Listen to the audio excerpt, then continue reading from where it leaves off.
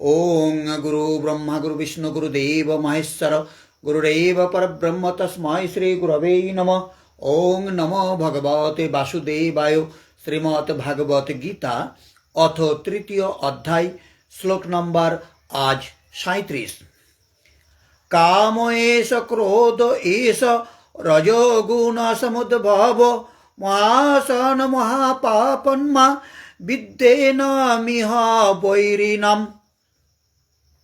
পরমেশ্বর ভগবান বললেন, হে অর্জুন, রজগুণ থেকে সমুদ্ভব কামই মানুষকে এই পাপে প্রবৃত্ত করে এবং পরবর্তীকালে এই কামই ক্রোধে পরিণত হয়। সর্বগ্রাসী ও পাপাত্মক কামকেই জীবের প্রধান শত্রু বলে জানবে।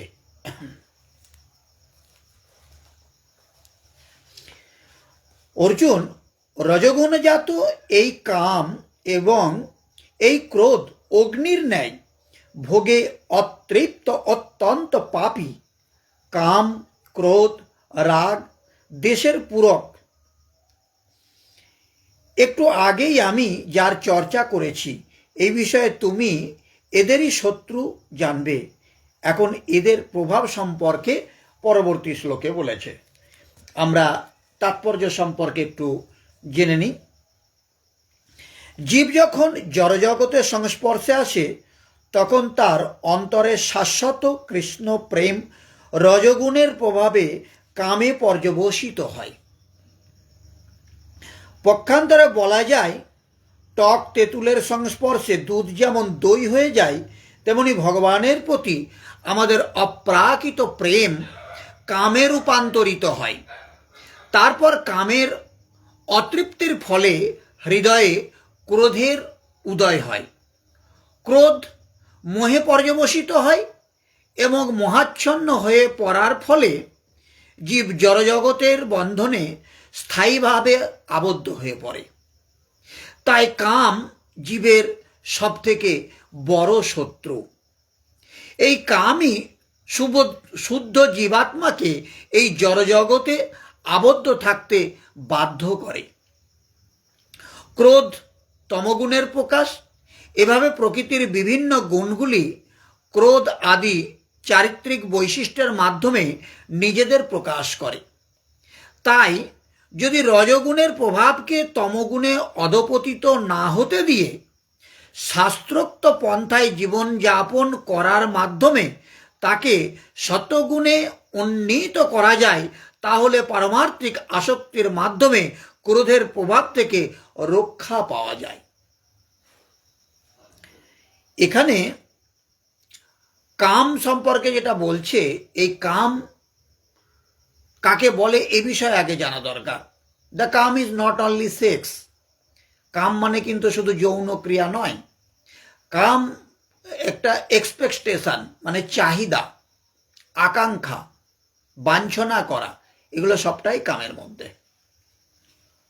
পরমেশ্বর ভগবান তার নিত্য বর্ধনশীল চিদানন্দ বিলাসের জন্য নিজেকে অসংখ্য রূপে বিস্তার করেন এবং জীবকুল এই চিদানন্দের অবিচ্ছেদ্য অংশ। জীবদের আংশিক স্বাধীনতাও রয়েছে, কিন্তু সেই স্বাধীনতার অপব্যবহার করবার ফলে যখন জীবদের সেবাবৃত্তি ইন্দ্রিয়তৃপ্তি সাধনের প্রবণতায় পর্যবসিত হয়, তখন তা কামের কবলে পতিত হয়। ভগবান এই জড়জগৎ সৃষ্টি করেছেন যাতে বদ্ধজীবীরা এই কামোন্মুখী প্রবৃত্তিগুলিকে চরিতার্থ করতে পারে। এভাবে তাদের সমস্ত কামনা বাসনাগুলিকে চরিতার্থ করতে গিয়ে জীবেরা যখন সম্পূর্ণভাবে দিশেহারা হয়ে পড়ে, তখন তারা তাদের স্বরূপের অন্বেষণ করতে শুরু করে। এই অন্বেষণ থেকেই বেদান্ত সূত্রের সূচনা, যেখানে বলা হয়েছে অথাত ব্রহ্ম জিজ্ঞাসা, অর্থাৎ মানুষের পরম কর্তব্য হচ্ছে পরম তত্ত্ব সম্বন্ধে অনুসন্ধান করা। আর শ্রীমদ্ ভাগবতে পরম তত্ত্বকে বর্ণনা করে বলা হয়েছে জন্মদাস্য যতহন্নয়াদিতরতশ্চ, অর্থাৎ সব কিছুর উৎস হচ্ছে পরম ব্রহ্মা, সুতরাং কামের উৎস হচ্ছে এই ভগবান। তাই যদি এই কামকে ভগবত প্রেমে রূপান্তরিত করা যায় বা কৃষ্ণ ভাবনায় উদ্বুদ্ধ করা যায় কিংবা সব কিছু ভগবান শ্রীকৃষ্ণের সেবায় নিয়োজিত করা যায়, তাহলে কাম ও ক্রোধ উভয়েই চিন্ময়ত্ব প্রাপ্ত হয়। তাহলে এই কামটাকে ত্যাগ করার কথা বলা হচ্ছে না, এই কামটাকে তার মুখটা ঘুরিয়ে দেওয়ার কথা বলছে। যে কামটা আমরা নিজেদের আত্মতৃপ্তির জন্য ব্যবহার করছিলাম, এটা ভগবানের প্রীতি সাধনের জন্যে এই কামটাকে ব্যবহার করার কথা বলা হয়েছে। তাহলেই বিষ অমৃত হয়ে যাবে। শ্রী রামচন্দ্রর পরম সেবক হনুমান তার ক্রোধ প্রকাশ করে রাবণের স্বর্ণলঙ্কা দগ্ধ করেছিলেন এবং তা করার ফলে তিনি ভগবানের মহান ভক্তে পরিণত হয়েছিলেন। তাহলে এই হনুমান কিন্তু ক্রোধকে ত্যাগ করেনি, কিন্তু সেই ক্রোধটা ভগবানের সেবায় নিয়োজিত হয়েছিল। এখানেও ভগবদ গীতায় ভগবান শ্রীকৃষ্ণ অর্জুনকে তার সমস্ত ক্রোধ শত্রু বাহিনীর উপর প্রয়োগপূর্বক ভগবানের সন্তুষ্টি বিধান করবার জন্য উৎসাহ দিয়েছেন। তাহলে পারে এখানে হনুমান যেমন ক্রোধকে ত্যাগ করেনি, ভগবানের সেবায় কাজে লাগিয়েছে এবং ভগবান নিজে অর্জুনকে এই ক্রোধটাকে শত্রুপক্ষের বিনাশের জন্যে কাজে লাগাতে উপদেশ দিয়েছে। তেমনিভাবে আমরা কামটাকেও যদি পরিত্যাগ না করে ভগবানের সেবায় ব্যবহার করি, তাহলে সেটা বিষ অমৃত হতে পারে।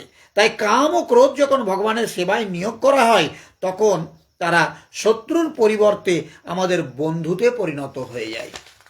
তাহলে এখানে কাম তখন আর শত্রু থাকে না, তখন কাম বন্ধুতে রূপান্তরিত হয়। 38 নম্বর শ্লোকটা আজকে বলবো। ধূমেনাব্রিয়তে বহ্নির্যতাদর্শ মলেন চ যতল্বেনাবৃত গর্ভস্ততা তেনেদমাবৃতম। আমি যেমন অগ্নি যেমন ধূমের দ্বারা আবৃত থাকে, দর্পণ যেমন ধুলোর দ্বারা আবৃত থাকে, অথবা গর্ভ যেমন জরায়ুর দ্বারা আবৃত থাকে, তেমনি জীবাত্মা বিভিন্ন মাত্রায় এই কামের দ্বারা আবৃত থাকে।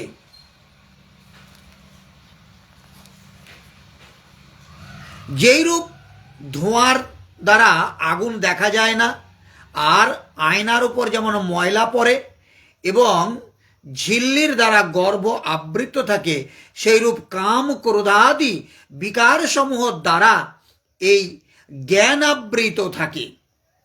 ভেজা কাঠ জ্বালালে কেবল ধোঁয়াই হয়, আগুন থাকা সত্ত্বেও শিখার রূপ নিতে পারে না। ময়লা দিয়ে ঢাকা দর্পণে যেরূপ প্রতিবিম্ব স্পষ্ট হয় না, এবার ঝিল্লির দ্বারা যেরূপ গর্ভ আবৃত থাকে, সেই রূপে বিকারগুলি থাকতে পরমাত্মার প্রত্যক্ষ জ্ঞান হয় না। তাৎপর্যতে বলছে, জীবের শুদ্ধ চেতনা সাধারণত 3টি আবরণের দ্বারা আচ্ছাদিত হয়। অগ্নি যেমন ধূমের দ্বারা আচ্ছাদিত থাকে, দর্পণ যেমন ধুলোর দ্বারা আচ্ছাদিত থাকে এবং গর্ভ যেমন জরায়ুর দ্বারা আচ্ছাদিত থাকে, জীবের শুদ্ধ চেতনাও তেমন কামের আবরণে আচ্ছাদিত থাকে। কামকে ধূমের সঙ্গে তুলনা করার সময় আমরা বুঝতে পারি যে ধূমের দ্বারা আচ্ছাদিত থাকলেও যেমন আগুনের অস্তিত্ব উপলব্ধি করা যায়, তেমনি কামের আড়ালে শুদ্ধ কৃষ্ণ ভাবনা কিয়দাংশ উপলব্ধি করা যায়। তাহলে এই কাম থাক নিজের আত্মতৃপ্তি বর্জিত কৃষ্ণ তৃপ্তির কারণে। পক্ষান্তরে বলা যায়, জীবের অন্তরে যখন কৃষ্ণ ভাবনার কিঞ্চিত প্রকাশ দেখা যায়, তখন তার অবস্থা ধূমাচ্ছাদিত অগ্নির মতো। আগুনের প্রভাবেই ধূমের উৎপত্তি হয়, কিন্তু আগুন জ্বালাবার প্রথম পর্যায়ে আগুনকে দেখা যায় না। এই স্তরটি কৃষ্ণ ভাবনার প্রাথমিক পর্যায়ের মতো। দর্পণের ধুলো পরিষ্কার করবার মতো বিভিন্ন পারমার্থিক ক্রিয়ার মাধ্যমে চিত্তরূপ দর্পণকে মার্জন করা যায় এবং তার শ্রেষ্ঠ উপায় ভগবানের নাম সমন্বিত মহামন্ত্র উচ্চারণ করা। তাহলে আমরা মানুষ, আমরা জড়জগতে বাস করছি, আমাদের ভিতরে কাম থাকবে, কিন্তু এই কামটা ত্যাগ করবার দরকার নেই, কাম রহিত হওয়ার দরকার নেই, কিন্তু এই কামটা ভগবানের সেবাই শুধু ব্যবহার করতে হবে, আর কিছু না। জরায়ুর দ্বারা আচ্ছাদিত গর্ভের সঙ্গে জীবের বদ্ধ অবস্থায় তুলনার মাধ্যমে আমরা বুঝতে পারি যে এই অবস্থায় জীব কতটা অসহায়। জঠরস্থ শিশু নড়াচড়া পর্যন্ত করতে পারে না। জীবনের এই অবস্থাকে গাছের সঙ্গে তুলনা করা যেতে পারে। গাছেরাও জীব, কিন্তু প্রবল কামের বশবর্তী হয়ে পড়ার ফলে তারা এমন অবস্থায় পতিত হয় যে তাদের চেতনা প্রায় সম্পূর্ণভাবে লুপ্ত হয়ে গেছে। ধুলোর দ্বারা আচ্ছাদিত দর্পণকে পশুপক্ষীর সঙ্গে তুলনা করা যায়, আর ধূমাচ্ছাদিত অগ্নির সঙ্গে মানুষের তুলনা করা যায়। মনুষ্য জীবনে জীব তার সুপ্ত কৃষ্ণ চেতনাকে আংশিকভাবে জাগিয়ে তুলতে পারে, এবং সে যদি আরও উন্নতি সাধন করে তাহলে তার মনুষ্য জীবন পারমার্থিক জীবনের অগ্নির দ্বারা উদ্ভাসিত হতে পারে। ধূমাচ্ছাদিত আগুনকে খুব সাবধানতার সঙ্গে হাওয়া দিতে থাকলে তা যেমন একসময় প্রজ্বলিত হয়ে ওঠে, তেমনি মানুষ তার অন্তরে ভগবত ভক্তির আগুন জ্বালিয়ে তুলতে পারে। এইভাবে মনুষ্য জন্ম জীবের জন্য জড়জগতের বন্ধন থেকে মুক্ত হওয়ার একটি পরম সুযোগ। এই মনুষ্য জীবনই শুধু পারে এখান থেকে আমরা জন্মচক্রের হাত থেকে উদ্ধার হতে, আর কোনো জন্মে সেটা সম্ভব নয়। অতএব এই মনুষ্য জন্মে যদি আমরা এই কাজটা সম্পাদন করতে না পারি, যদি ব্যর্থ হই, আবার 84 লক্ষ বার আমাদেরকে জন্মাতে হবে। মনুষ্য জন্ম লাভ করবার ফলে জীব তার শত্রু কাম প্রবৃত্তিকে জয় করতে পারে, আর তা সম্ভব হয় যথার্থ তত্ত্বাবধানে কৃষ্ণ ভাবনা অনুশীলন করার মাধ্যমে। এই যথার্থ তত্ত্বাবধানে মানে উপযুক্ত সদ্গুরুর সান্নিধ্যে এসে এই কামকে জয় করবার পন্থা অনুশীলন করতে হয়, তাহলেই আমরা এখান থেকে মুক্তি পেতে পারি। হরে কৃষ্ণ। আজ এই পর্যন্তই থাক। আগামী দিন আমরা 39 নম্বর শ্লোক থেকে আমরা আলোচনা শুরু করব।